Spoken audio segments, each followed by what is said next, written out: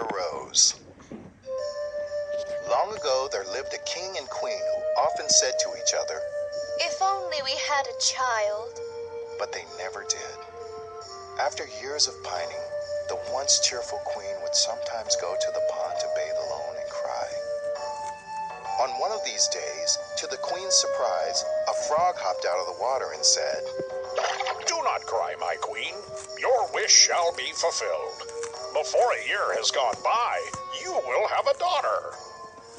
The queen hardly dared to hope, but soon the frog's words came true, and the queen had a little girl.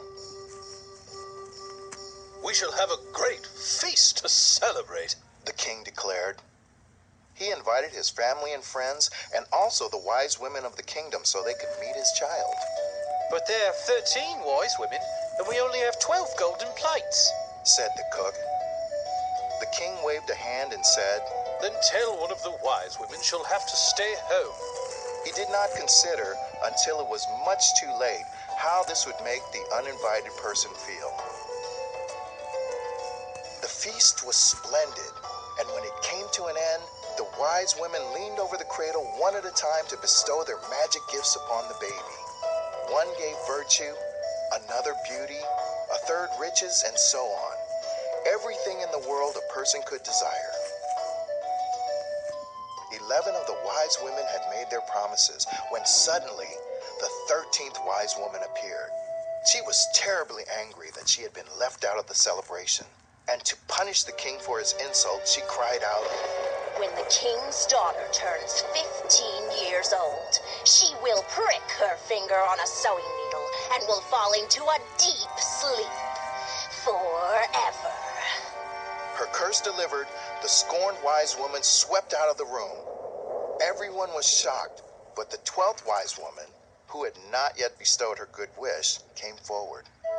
"I cannot completely undo such a powerful spell, but I can soften it."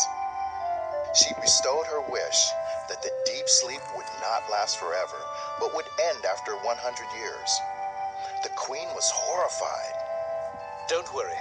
We'll protect our daughter from this terrible misfortune," promised the king, who felt solely responsible, for it was he who left out the 13th wise woman. He ordered his people to destroy every sewing needle in the kingdom. "Nothing can hurt our daughter now." Years passed, and as the child grew, the gifts from the wise women flourished. The young girl was so beautiful, modest, good-natured, and wise that everyone who met her loved her. They called her Brier Rose. On her 15th birthday, the day the dreaded curse was to end, the king and queen were called away to attend to urgent royal business. They promised to return as soon as possible, for they had planned a huge birthday celebration for their daughter. But for the very first time, Brier Rose was alone in the palace. She went exploring all over the castle, from the cellar to the guard rooms, and at last came to an old tower. She climbed up the narrow, winding staircase